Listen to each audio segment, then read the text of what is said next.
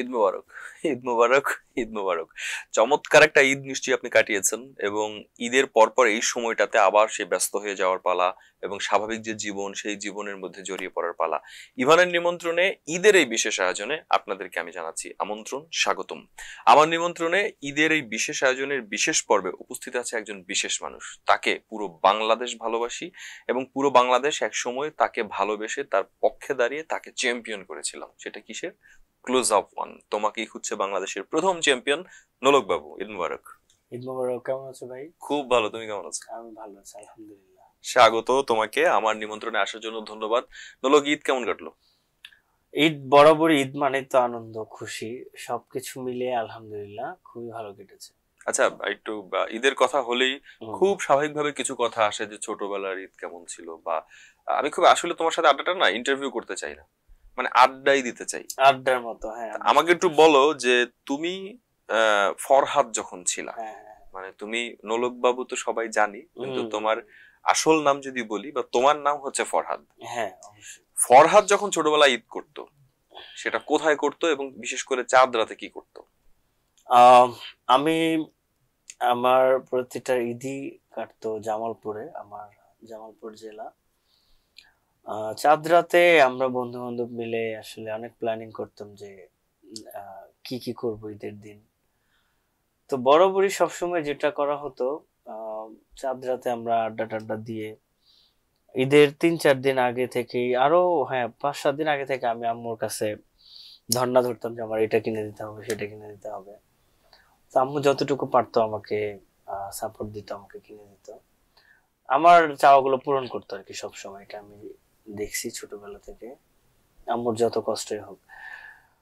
দেন পরের দিন ঈদের নামাজ পড়ে আমরা, আমার টার্গেট থাকতো যে আমার যে এলাকার সিনিয়র ভাই ব্রাদার গুলো যারা আছে তাদের কাছ থেকে সালামি দিতে হবে। সালামি নিব, ঠিক আছে। নিয়ে দুপুরবেলা খেয়ে বন্ধু বান্ধব মিলে আমরা, আমাদের একটা জায়গা ছিল বটতলা, ওই জায়গাটার নাম, আমরা ওখানে আড্ডা আড্ডা দিতাম। দিয়ে তারপরে ওই ধান ক্ষেতের ভিতরে আমরা একটা ঘর তুলতাম, ঘরে সিডি বাজাতাম। আচ্ছা, হ্যাঁ মানে সিডি নিজেরা বাজাতাম। বন্ধুরা মিলে একটা ঘর বানাবা ক্ষেতের হ্যাঁ মধ্যে, তাঁবুর মতন নাকি? হ্যাঁ তাবুর মতো আচ্ছা এখানে সিডি, সিডি টিডি নিয়ে দেখা গেছে অনেক বন্ধু বান্ধব নাচতো, নাচানাচি আচ্ছা। করতাম, আমরা খুব মজা করতাম, পটকা টটকা হ্যাঁ। ফোটাইতাম। দেন তারপরে আমরা চলে যেতাম রাতে 9টার দিকে সিনেমা হলে। আচ্ছা, সিনেমা হলে গিয়ে একসাথে সব বন্ধু বান্ধব মিলে সিনেমা সিনেমা, দেখতাম। ইস! সিনেমা দেখে এরপরে এলাকায় এসে আবার আড্ডা আড্ডা দিয়ে হয়তো বা বাসায় ঢুকতাম 2টা 3টার দিকে। আচ্ছা, আরেকটা ব্যাপার হয় না যে তোমার ঈদের সময় তুমি তোমার সেই সময়ের কথা বলছিলা, তখন তো নোলক বাবু ছিলা না, এত হুম, মানুষ চিনতো না। এবং সেই সময়ের গল্প এখন যখন করছো, এখন তো তোমাকে অনেক মানুষ চিনে। ঈদে গানের অনুষ্ঠান থাকে, অনেক অনুষ্ঠান থাকে, বা হুম, এখন যেটা পছন্দ সেটা হুট করে কিনেও ফেলতে পারছো। হুম। দুইটা ঈদকে যদি ঠিক আমি মনে করতে বলি, তুমি কোনটা বেশি উপভোগ করো, বা ওইটা কিভাবে মনে পড়ে এখন আগের সময়টা? আসলে আগের স্মৃতিটা কোনোদিনই ভোলার মতো না। আমি প্রতিটা ঈদেই আমার আগের দিনগুলোই বেশি আমি ফিল করি এবং মনে করি।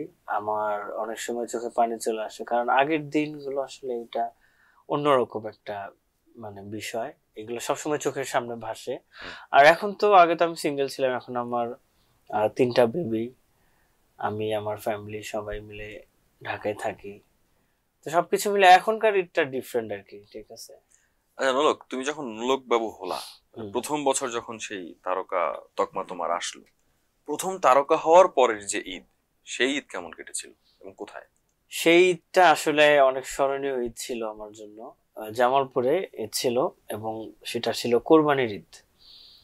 আমি যখন 10 লাখ টাকা পাই, পাওয়ার 1-1.5 মাস পরে কোরবানি ঈদ ছিল, তখন আমি ব্যাংকে থেকে 2 লাখ টাকা উঠাই, ব্র্যাক ব্যাংক থেকে গুলশান মানে ব্রাঞ্চ। ওই 10 লাখের মধ্যে 2 লাখ উঠাও? 2 লাখ টাকা উঠাই, আচ্ছা। উঠায় আমি আমার আব্বুকে নিয়ে জামালপুরে যাই।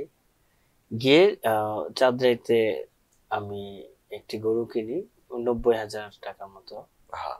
দিয়ে। তারপর এটা আমরা বন্ধু বান্ধব সবাই মিলে এলাকায় আনি, এনে তারপরে আমি তো আমার মতো বন্ধু বান্ধবের সাথে মজা করতে চলে যাই। পরের দিন কোরবানি হয় এবং আমি একটু আগে আগেই আহ, ঈদগাহ মাঠে যাই। গিয়ে আমার গাড়িটা ঈদগাহ মাঠে পার্কিং করে সাইডে পার্ক করে আমি নামাজ পড়ি।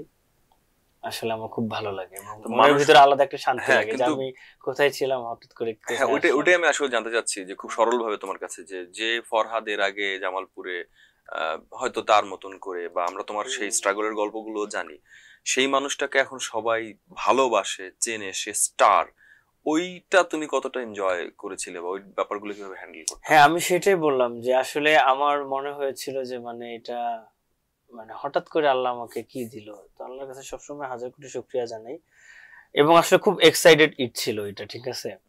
মানে গাড়ি পার্কিং করা, আমি সবাই আমার দিকে তাকায় আছে, আমি যাচ্ছি, মানে অন্যরকম একটা ব্যাপার কাজ করতো মনের ভিতরে। আর দেশের বাইরে কি করা হয়েছে কখনো? দেশের বাইরে আমি একবার ঈদ করেছি, এটা লন্ডনে।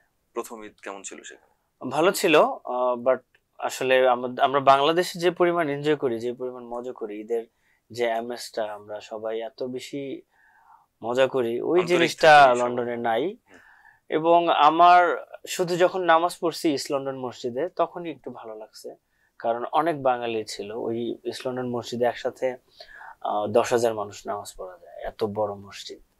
তো এই জিনিসটা আমাকে খুব অবাক করে যে একটা ফরেন কান্ট্রির মতো জায়গায় এত বিশাল একটা মসজিদ, একসাথে 10,000 মানুষ নামাজ পড়ে, এটা বাংলাদেশে অনেক মসজিদে নাই।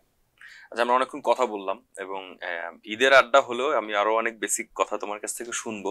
এই প্রসঙ্গে বলি, তুমি তোমার দেখা যায় যে বেশ ইসলামিক অ্যাক্টিভিটিস আমরা ফেসবুকে অনেক দেখতে পাই, ইসলামিক গান গাওয়া কিংবা তোমার বেশভূষা বা সবকিছুতেই তুমি বোধহয় রমজানকে নিয়ে গানও করেছো। হ্যাঁ, আমরা কি এই মুহূর্তে আজকে ঈদের আমেজ রেখে সেই গানটা একটু শুনতে পারি কিনা তোমার? হ্যাঁ অবশ্যই, কারণ রমজান মাস প্রতিটা দিনই আমার কাছে ঈদের মতো মনে হয়। রমজান মাস আসার কিছুদিন আগে থেকে আমার মনের ভিতরে আলাদা একটা আনন্দ কাজ করে। আর রমজানে আমি শানে রমজান একটা গান করেছি, হাসনা হেনা ইউটিউব চ্যানেল থেকে গানটি এসেছে। গানটি অনেক ব্যয়বহুল মিউজিক ভিডিও হয়েছে এবং এই গানটি 2017 সাল থেকে প্ল্যানিং চলছিল, তো ফাইনালি আমি গেয়েছি, আলহামদুলিল্লাহ। আলহামদুলিল্লাহ। শোনাচ্ছি হ্যাঁ, আমি please তাহলে। একটু শোনাও। জীবনেরই সেরা সুযোগ আজ এসেছে, দেখো আকাশের রমজানের চাঁদ এসেছে, দু চোখ যায় জুড়িয়ে এমন যায় হারিয়ে, ঘূর্ণিঝড়ের বেগে মুগ্ধ অনুরাগে, ঘোর মানিসাতে সিক্ত হই রহমতে, মেঘেরা যায় ভেসে বলে যায় বাতাসে, কোকিল ডাকে শাখে শাখে কুহু কুহু, আল্লাহু আল্লাহু আল্লাহু, শানে রমজান আয়া চারসু, আল্লাহু আল্লাহু আল্লাহু, শানে রমজান আয়া চারসু, ধরায় নেমেছে আরশের শীতল ছায়া, এমন ভেবেছে কার এত হলো মায়া, আজ রং মেখে নাও রবের ভালোবাসায়, যার আলো আধার ঝর্ণা সাগর পাহাড়, হবে অবিরত শির করে নত, নেকি পাবে তত হীরার খনির মতো, রহম বাড়ি ঝরা সদায় মোহর মোহর, আল্লাহু আল্লাহু আল্লাহু, শানে রমজান আয়া চারসু, আল্লাহু আল্লাহু আল্লাহু আল্লাহু আল্লাহু আল্লাহু, আল্লাহু আল্লাহু আল্লাহু আল্লাহু, শানে রমজান আয়া চারসু, শানে রমজান আয়া চারসু। মুগ্ধ। Thank you. চমৎকার, তোমাকে নিয়ে আলাদা করে বলার কিছুই নাই। ধন্যবাদ নোলক। এবার আমরা একটু গতানুগতিক আড্ডায় ঢুকি, মানে ঈদের আমেজ রেখে। হ্যাঁ প্লিজ। তোমার ফেমের কথা শুনলাম, তোমার সেই যোগ্যতাই আল্লাহ তাআলা তোমাকে সেটা দিয়েছে। এরপর তোমাকে নিয়ে অনেক কথা শোনা গেছে, মানে তুমি সেই ফেমটা ধরে রাখতে পারছো না, অনেক ধরনের কোনো কথা সত্য মিথ্যা আমি জানি না, তোমার কানেও নিশ্চয়ই সে সমস্ত কথা গেছে যে তোমার জীবন আচরণ, এমনকি যেহেতু তুমি আমার একদম ভাইয়ের জায়গায় তাই বলছি, এমনও কথা হয়েছে যে তুমি মাদকাসক্ত হয়ে পড়েছো, তুমি নারী আসক্ত হয়ে পড়েছো। এই বিষয়গুলো নিয়ে অনেকে কিছুটা জানে কিছুটা জানে না। যেহেতু আমি একটা আড্ডা দিতে বসলাম, আমাকে একটু বলো যে সেই সময়গুলোতে কি ঘটলো এবং তুমি ফিল করো কিনা যে সেই নোলক বাবুর জায়গাটা তুমি।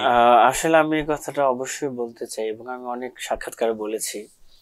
বিষয়টা হলো আমাদের বাংলাদেশে আমি যখন ক্লোজ আপ ওয়ান হই তখন কিন্তু এত অ্যাভেলেবল সোশ্যাল মিডিয়া ছিল না, মানে ছিল এরকম অ্যাক্টিভিটিস ছিল না। হ্যাঁ, ইউটিউব ছিল না, অনেক কিছু ছিল না। হ্যাঁ, তো যাই হোক, ফেসবুক ছিল না। তো আমি হওয়ার পরে পরে কিন্তু মানে এমন একজন স্টার আমি হয়েছি, এটা মানে সবাই মনে করতো যে নোলক বাবু কি। হুম। তো সবাই আমার খোঁজ খবর সবসময় নেওয়ার চেষ্টা করতো। আমরা একটা জিনিস জানি, আমাদের বাংলাদেশে গুজবটা কিন্তু অনেক বেশি ছড়ায়, মানে যদি হয় একটু, এটা হয়ে যায় অনেক বেশি। তিলকে তাল এটা কিন্তু আমরা সবাই জানি, একদম ট্রু, ঠিক আছে, এটা একদম চিরন্ত সত্য কথা। আমি যদি কাউকে বলি মানে এই মিয়া, এটা হয়ে যায় এই শালা।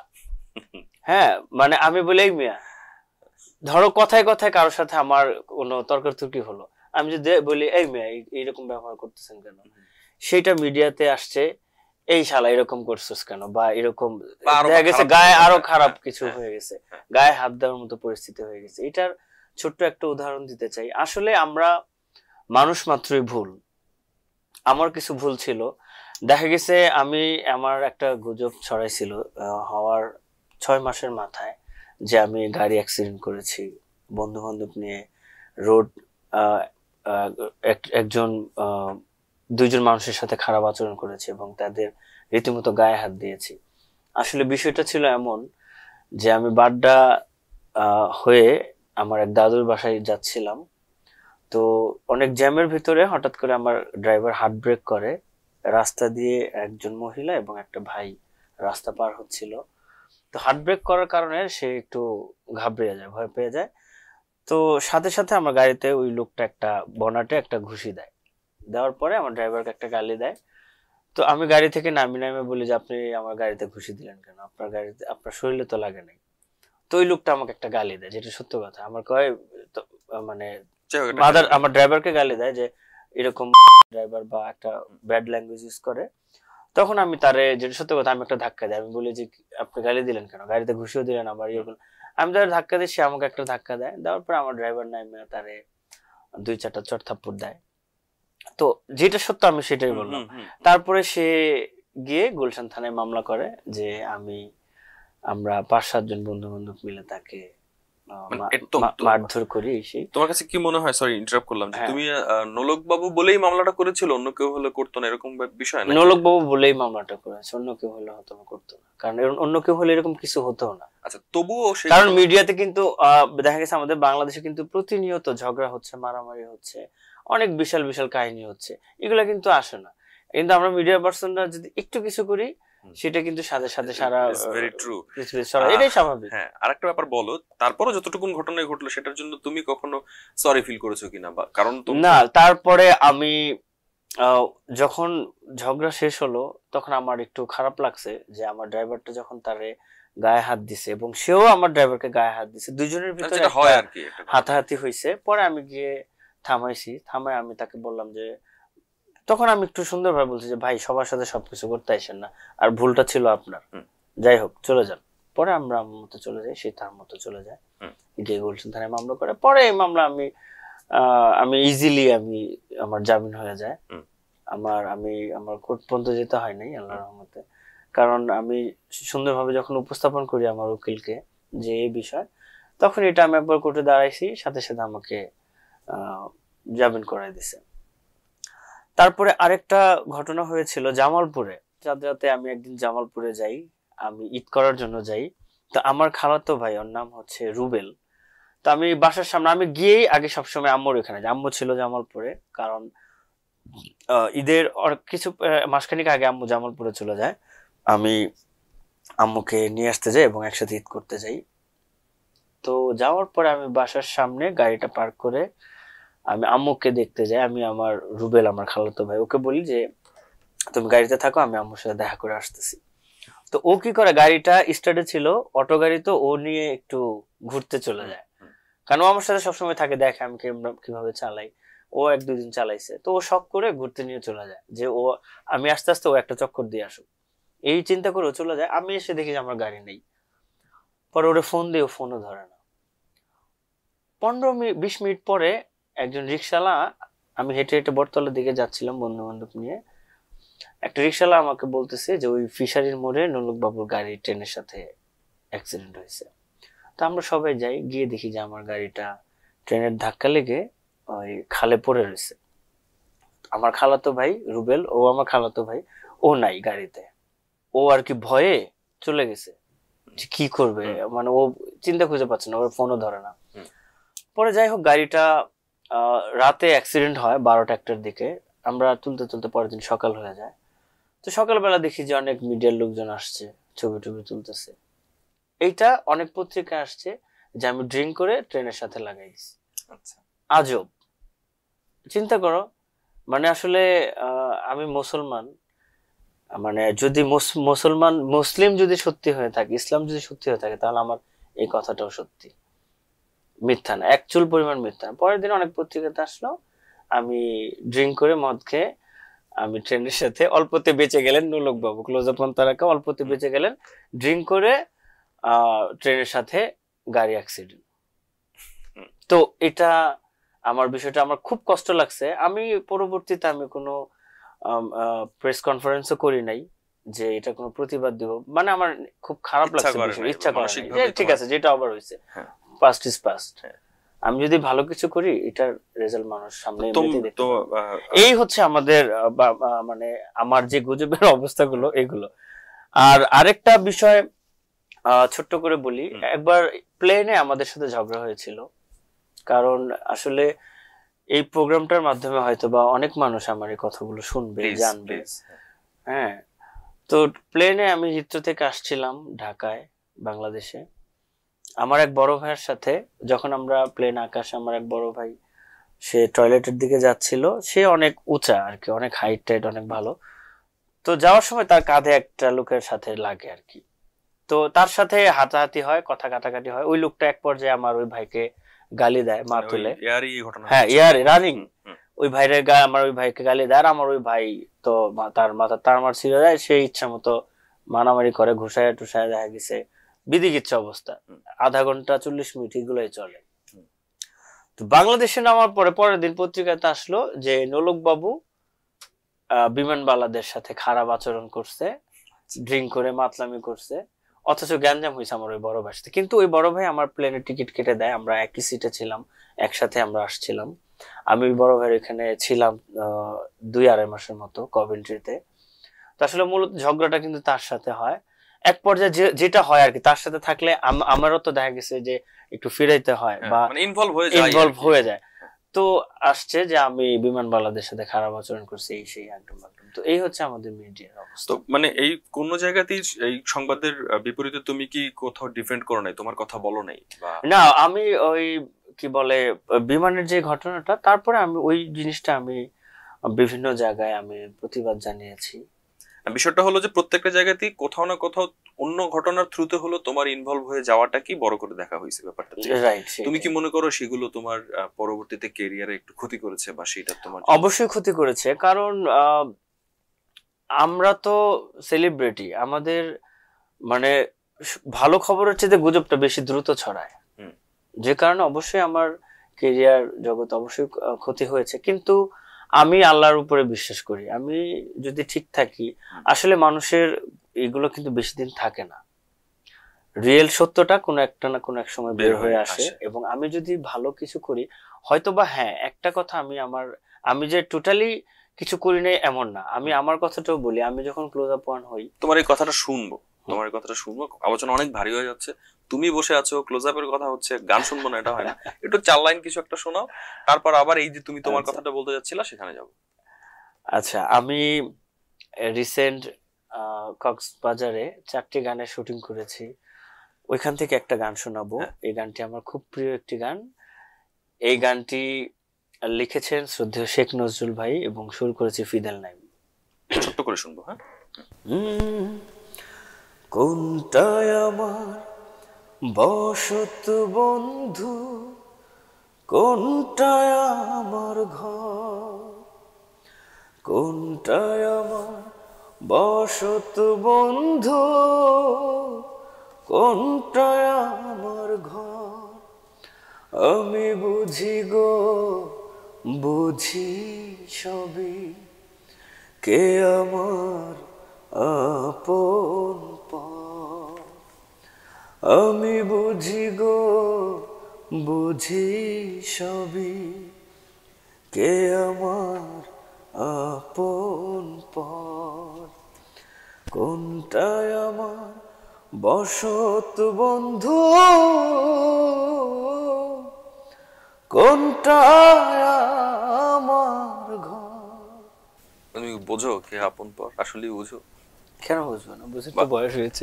চমৎকার। এবার তুমি বলছিলে যে তুমিও যে একেবারেই কিছু করো নাই, সেরকম একটা কথা বলতে দিচ্ছিল।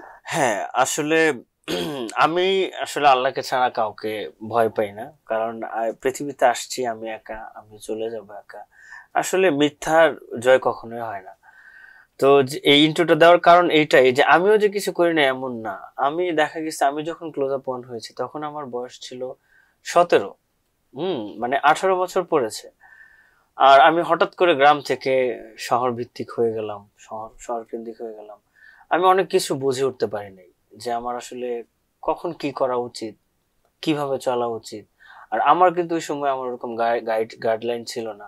আমি আমাকে গাইড করতাম।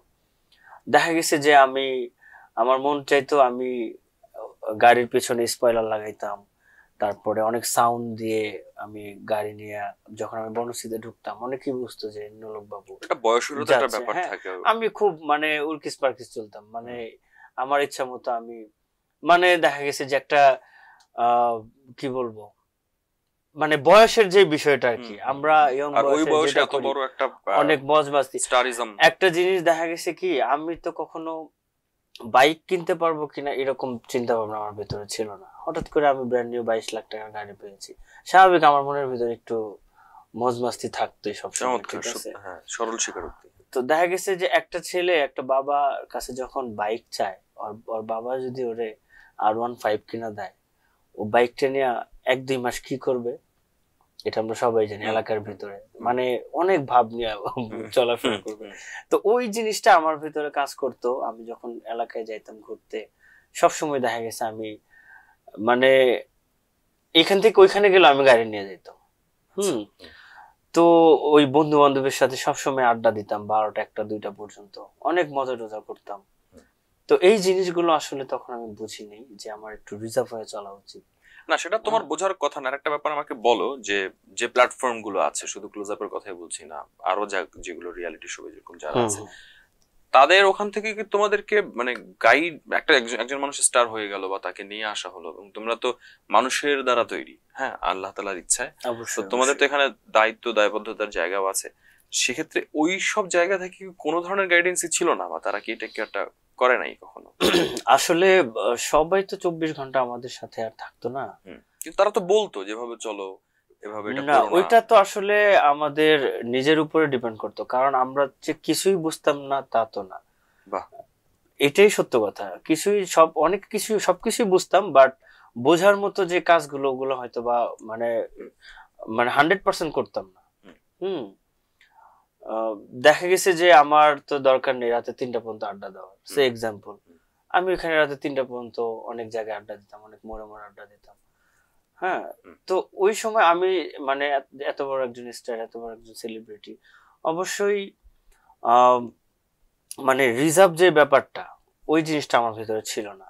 আর আমি গাইড বলতে ধরো আমার বাবা মা যদি অনেক উচ্চ শিক্ষিত থাকতো, আমি যদি একটা অনেক ভালো ফ্যামিলির ছেলে, ফ্যামিলি বলতে ধরো আমার বাবার অনেক টাকা পয়সা থাকতো, হ্যাঁ, আমি যদি শিক্ষিত থাকতাম, সেই ক্ষেত্রে কিন্তু এই জিনিসগুলো হতো না। তখন আমার বাবা মাই আমাকে গাইড করতো। প্রোগ্রামে যাওয়ার সময় আমাকে তারা নিয়ে যেত, তারা সাথে করে বাসায় নিয়ে আসতো। তখন আমি তো সব জায়গায় একা মুভ করেছি, আমি আমার বললাম কি আমি আমার নিজেকে আমি গাইড করতাম, তোমার সব সিদ্ধান্ত তোমার নিজেকে আমার নিজেকে নিতে হতো। তো এই সিদ্ধান্তগুলোর ভিতরে হয়তো অনেক সিদ্ধান্ত আমার ভুল ছিল, তো যেগুলো আমি তখন বুঝতাম না, এখন বুঝি।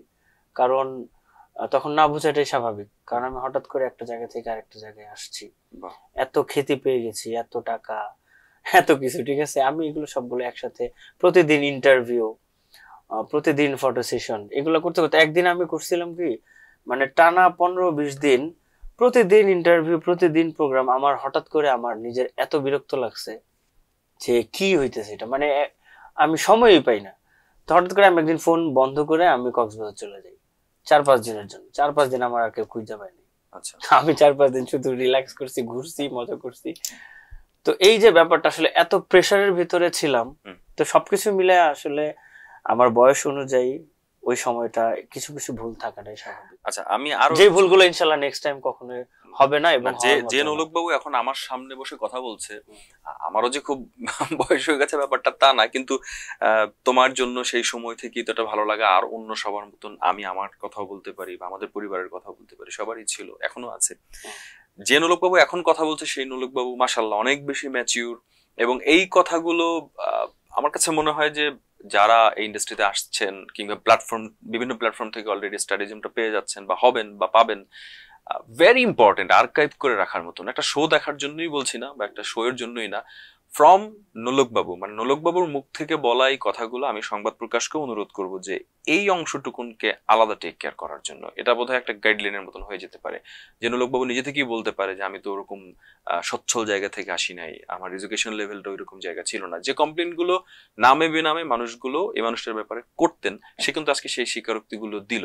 তো প্রপার গাইডেন্সটা পেলে হয়তো আমরা এই অ্যাসেট গুলোকে, আমি ঝরে যাওয়াও বলছি না, হয়তো আরো কালারফুল দেখতে পারতাম। কারণ এখানে তো সব সিদ্ধান্তগুলো নিজেকে নিয়ে চলতে হয়।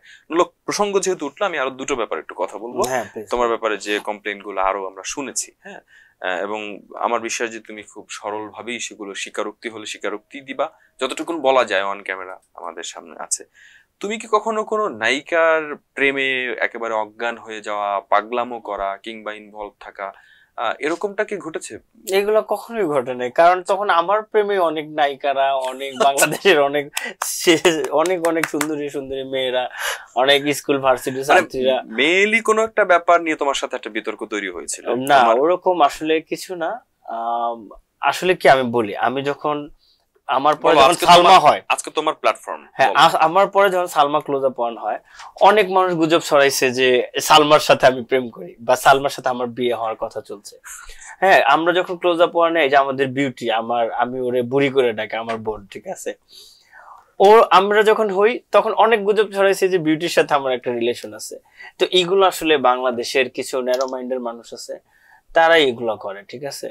তখন আমি কেন পাগল হবো? আমার জন্য তো সারা বাংলাদেশ পাগল। এত সারা বাংলাদেশ পাগল, এত সুন্দর সুন্দর মেয়েরা পাগল, নায়িকারা পাগল, তুমি তো মানুষ, তুমি অনেক ধরনের ভুল যেহেতু করছো, এটাকে ভুল বলছি না, তো তোমার তো মন সেদিকে যাওয়ারই কথা। না, আমার মন জামালপুরে, আমি একটি মেয়ের সাথে প্রেম করতাম। হ্যাঁ, ওই মেয়েটার সাথে আমার ইচ্ছা ছিল যে ওর সাথে আমার অন্যরকম একটা রিলেশন হবে, এবং আমার ইচ্ছা ছিল আমি ওকে বিয়ে করব। কিন্তু বাই দ্য ওয়ে আসলে এটা আল্লাহ পাকের হাতে হয় নাই। তো ওকে দেখার জন্য আমি জামালপুরে প্রতি মাসে 15-20 বার যেতাম। তারপরে ওর সাথে ব্রেকআপ হওয়ার পরে বরিশালে আমি একটা প্রেম করি, আমার একটা মেয়ের সাথে আমার একটা রিলেশন হয়ে যায়। ওর সাথে আমার অনেক 2-3 বছরের মতো রিলেশন ছিল। তারপরে ওর সাথে আমার কাট হয়ে যায়। তারপরে আমি 6 মাস 1 বছর মতো আমি একদম রিল্যাক্স ছিলাম, রিজার্ভ, যে কোনো প্রেম প্রীতি সব বাদ, আমি একটু গানের দিকে মন দেই। আস্তে আস্তে আস্তে আস্তে 2008-এর শেষের দিকে আমার কপালে, আমার লাইফে আসে আমার ওয়াইফ। আমার এখন 3টা বেবি, 2 ছেলে 1 মেয়ে। তো যিনি আসলেন শেষ পর্যন্ত, এখন কি মনে হচ্ছে যে শেষ পর্যন্ত যা হয় সেটা ভালোই হয়? আলহামদুলিল্লাহ, আল্লাহ পাক যা করেন অবশ্যই ভালোর জন্য করেন, এবং এটাই প্রথম, এটাই শেষ, ইনশাআল্লাহ সেটাই।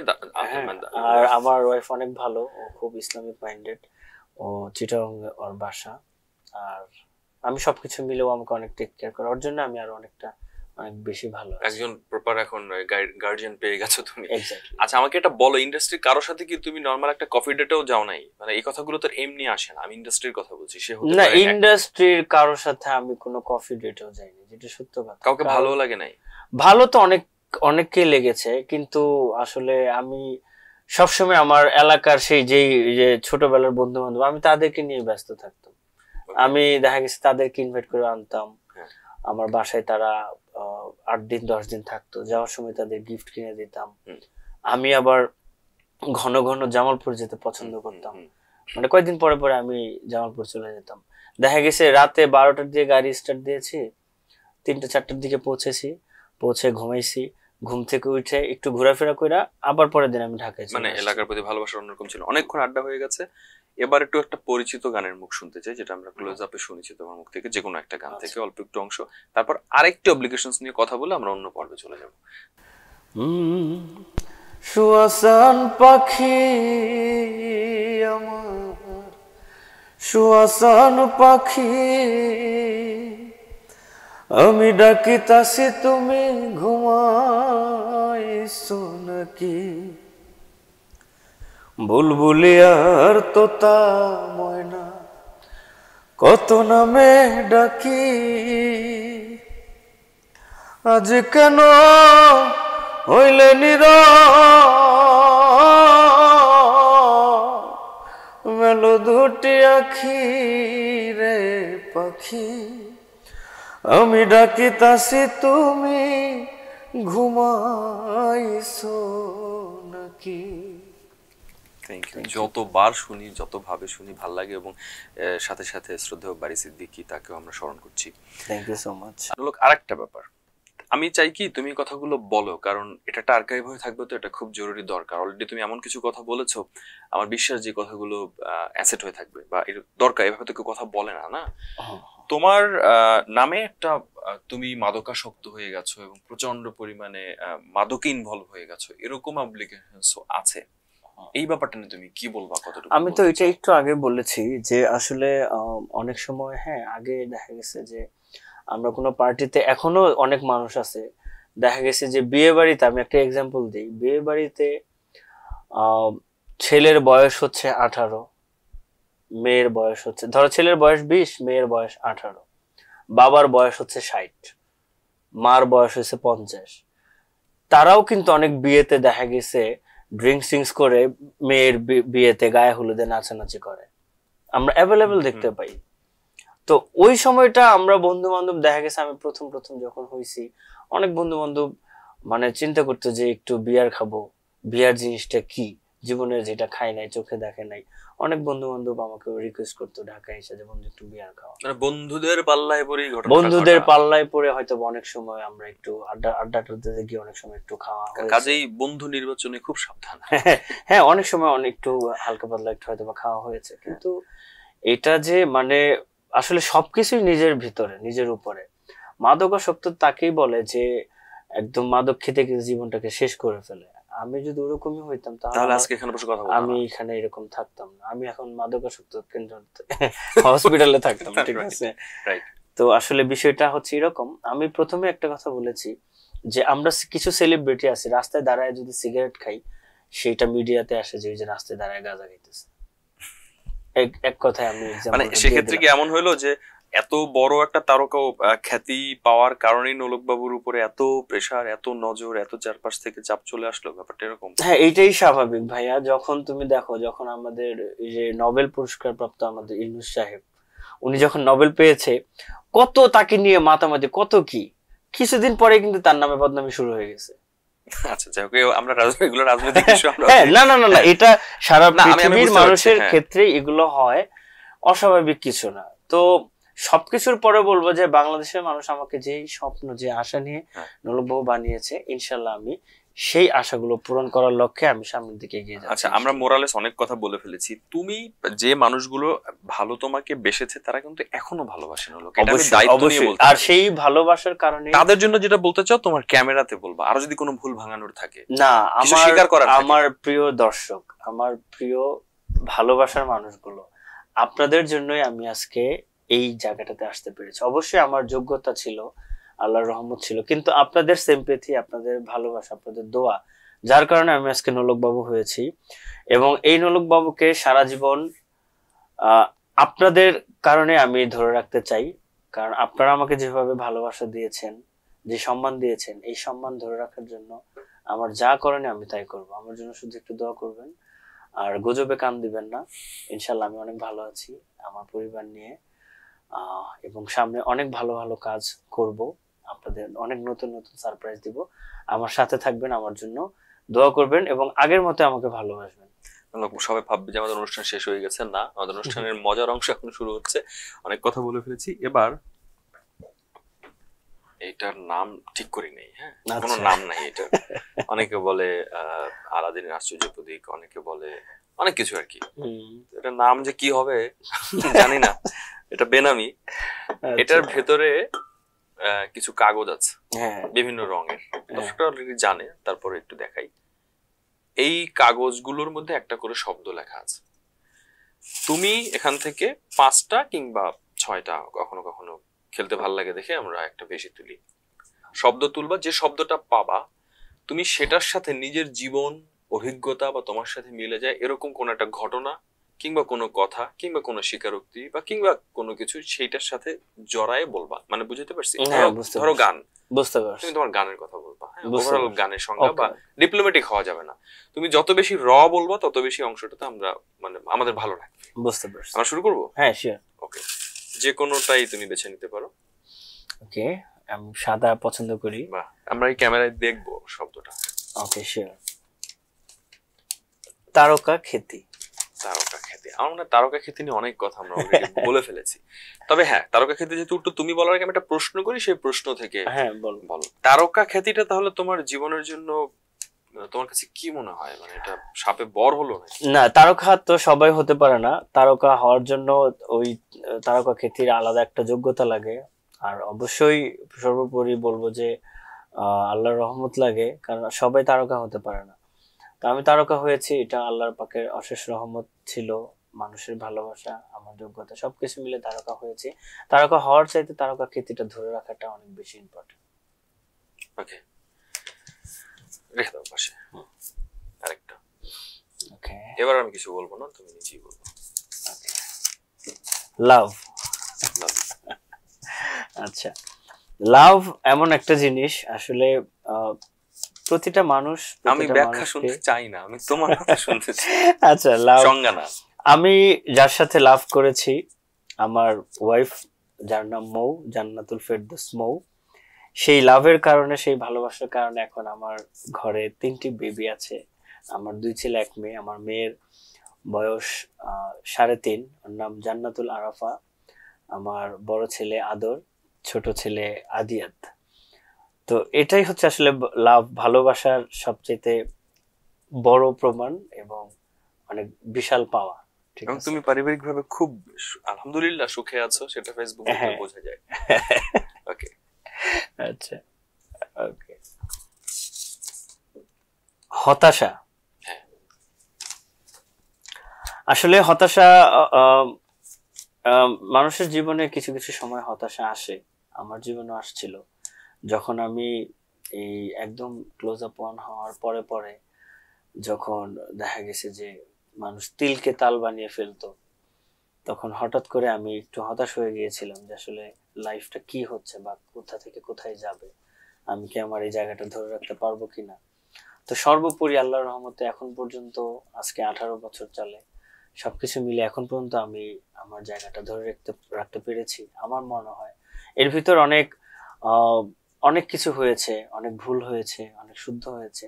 তো সবকিছু মিলিয়ে আমরা মিউজিক ইন্ডাস্ট্রির মানুষ সবাই জানে আমাকে, যে তুমি একটা কথা বলেছিলা যে আমাকে যারা ভালোবাসে তারা এখনো ভালোবাসে। হয়তোবা অনেক মানুষ একটু অভিমান করেছিল কিছু ব্যাড নিউজ শুনে, যে নলক বাবুকে এত আশা করে বানিয়েছি, সে কেন তার ট্র্যাক থেকে আলাদা হয়ে যাচ্ছে। তো আমি এগুলার উত্তর আমি এই অনুষ্ঠানের মাধ্যমে আমি বলেছি যে আসলে বিষয়গুলো কি ছিল। তো তখন একটু হতাশা হয়েছিলাম, আল্লাহর রহমতে এখন কোনো হতাশা নেই, এখন আলহামদুলিল্লাহ খুব ভালো।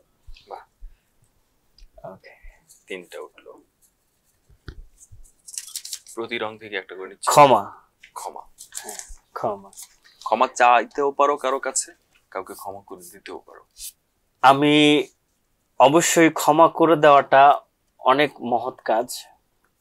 এটা আমি যেহেতু নামাজ কালাম পড়ি, আমি অনেক কিছু জানি। ক্ষমা করে দেওয়া অনেক উত্তম কাজ। আপনারা অবশ্যই আমাকে ক্ষমা করে দিবেন, কারণ আমার বিগত দিনে যদি কোনো ভুল ত্রুটি হয়ে থাকে আমি সবার কাছে ক্ষমা চাই, এবং আপনারা সবাই আমার জন্য দোয়া করবেন। আর আপনারাও আপনাদের আশেপাশের মানুষগুলো, আপনাদের ভালোবাসার মানুষগুলো, আপনাদের সাথে কেউ যদি আপনাদের মনে কেউ কখনো কষ্ট দিয়ে থাকে, আপনারা তাদেরকে ক্ষমা করে দিবেন, এটাই উত্তম। আল্লাহ অনেক খুশি হয়। তুমি কারো কাছে ক্ষমা চাইতে চাও? না, আমি তো ক্ষমা চাইলামই।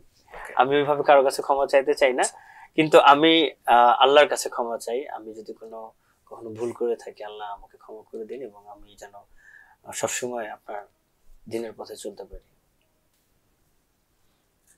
ওকে, চুরি। আচ্ছা, হ্যাঁ, আমি চুরি করেছি। আমার মনে আছে, আমি ছোটবেলায় আমার আম্মু অনেক পরিশ্রমী ছিল, অনেক কাজ করতো। তো একদিন একদিন না, এরকম অনেকদিন আমি করেছি। তো একদিনের ঘটনা বলি। একদিন হঠাৎ করে আম্মু কখন ঘুমাবে আমি সেই আশায় মানে চোখ বন্ধ করে আছি। তো হঠাৎ করে রাতের তখন 1:30-2টার মতো আনুমানিক বাজে। তো আমি হঠাৎ করে চুপি চুপি উঠে, তখন আসলে আমাদের বাসায় কপি বাতি ছিল, কপি বাতি। আর আমার আম্মু আর আমি একসাথে থাকতাম। তো হঠাৎ করে আমি আস্তে আস্তে উঠলাম। উঠে আম্মু অনেক সময় চাউলের ভিতরে টাকা রাখতো। চাউল দিলাম, দেখি নাই। তারপর অনেকগুলো মাটির কলসি এগুলোর ভিতরে রাখতো। এগুলো তো অনেক জায়গায় খুঁজলাম, দেখি নাই। ফাইনালি চিন্তা করলাম যে আমার কোমরে হয়তো বা এখানে আছে, কাপড়ের মধ্যে। আস্তে আস্তে করে আমি একটা হাত দিলাম, দেখি যে হ্যাঁ শক্ত। ঠিক আছে। পরে কি টেকনিক, আস্তে আস্তে করে হ্যাঁ করলাম, এটা গিট্টটা বের করলাম। বের করে আস্তে আস্তে করে আম্মা দেখি যে একটু নড়াচড়া করতেছে। গিট্টটা কিন্তু অল্প একটু খুলে রাখছি। আবার শুয়ে পড়লাম। শুয়ে আবার 10-15 মিনিট পরে উঠে আবার খুললাম। খুলে টাকাটা নিলাম। নিয়ে অন্ধকার তো, আমি অতগুলোই পাই না। আমি 7-8টা নোট নিয়ে বাকিগুলো ওইভাবে রাখা, গিট্টটা তার ভিতরে ঢোকানো যাবে, তাহলে তো উঠে পড়বে। ঠিক আছে। গিট্টটা লাগিয়ে কোন রকম হালকা ওইভাবেই রেখে দিতাম। আম্মু হয়তো বা যেন ভাবে যে সকালবেলা উঠা, যেন ভাবে যে ঘুমের ভিতরে একটু নড়ে চলে গেছে।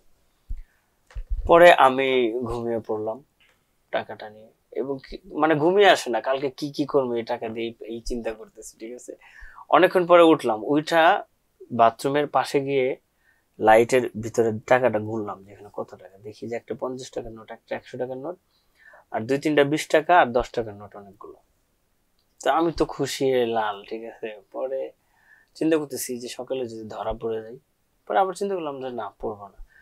পরে শুইলাম। শুয়ে সকালে উঠলাম, দেখি যে না, ওরকম কোনো নাই। আমি ঘুম থেকে উঠেই চলে আসছি, মানে 8টা-9টার দিকে উঠেই আমি বের হয়ে গেছি। সারাদিন আর বাসায় আসিনি। রাতে আসার পরে আমার আম্মু ধরছে, ধরে আমারে দুনিয়ার চিল্লাচিল্লি অনেক কাহিনী বুঝতে পারছে। পরে আমি ওই দিন সারা রাত বাসায় যাইনি। রাতে 2টার দিকে আমার আম্মু আমারে খুঁজে খুঁজে বের করে তারপরে বাসায় নিয়ে এসে খাওয়াইছে। আচ্ছা, লাস্ট শট। মৃত্যু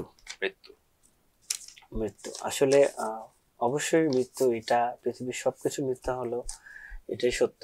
মৃত্যুটা প্রতিটি মানুষের জীবনে যে কোনো সময় চলে আসবে।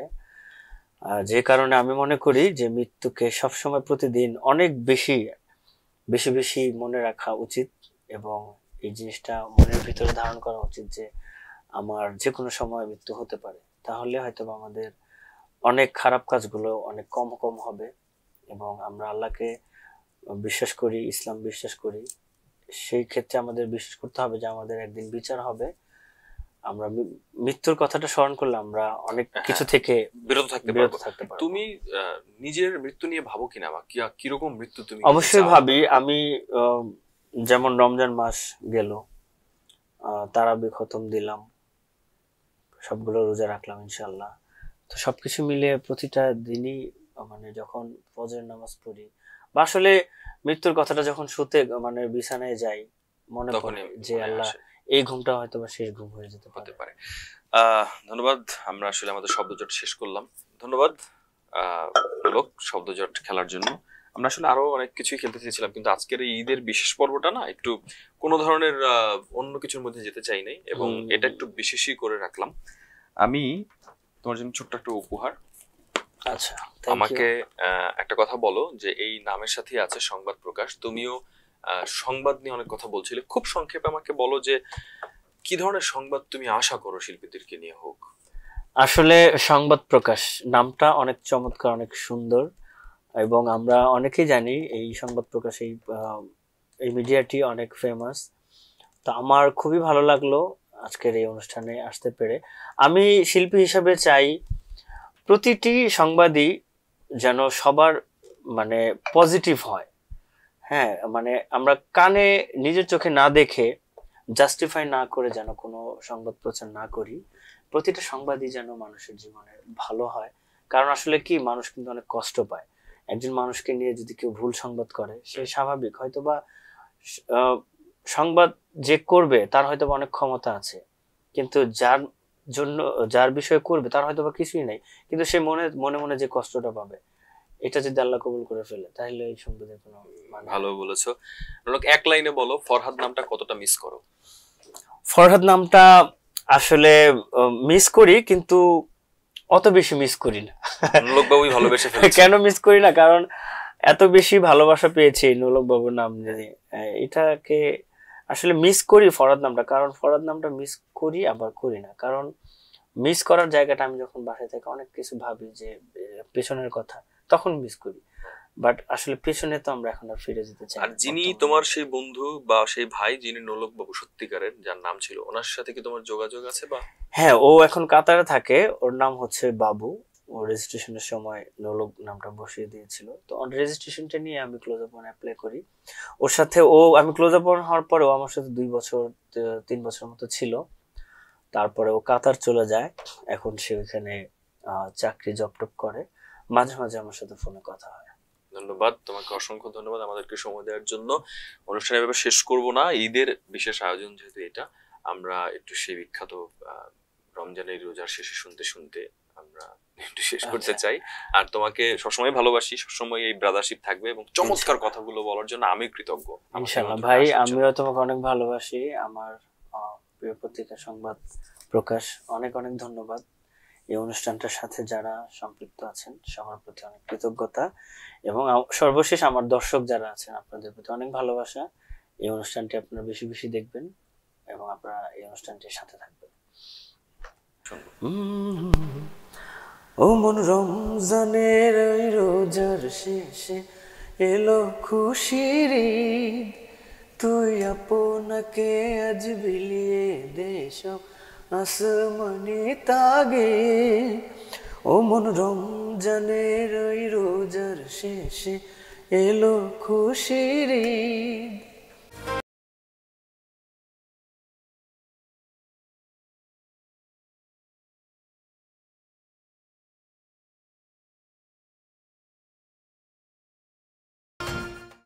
সংবাদ, ফিচার ও অনুষ্ঠানের জন্য ভিজিট করুন সংবাদ প্রকাশের ওয়েবসাইট এবং যুক্ত থাকুন ফেসবুক পেজ ও ইউটিউব চ্যানেলের সঙ্গে।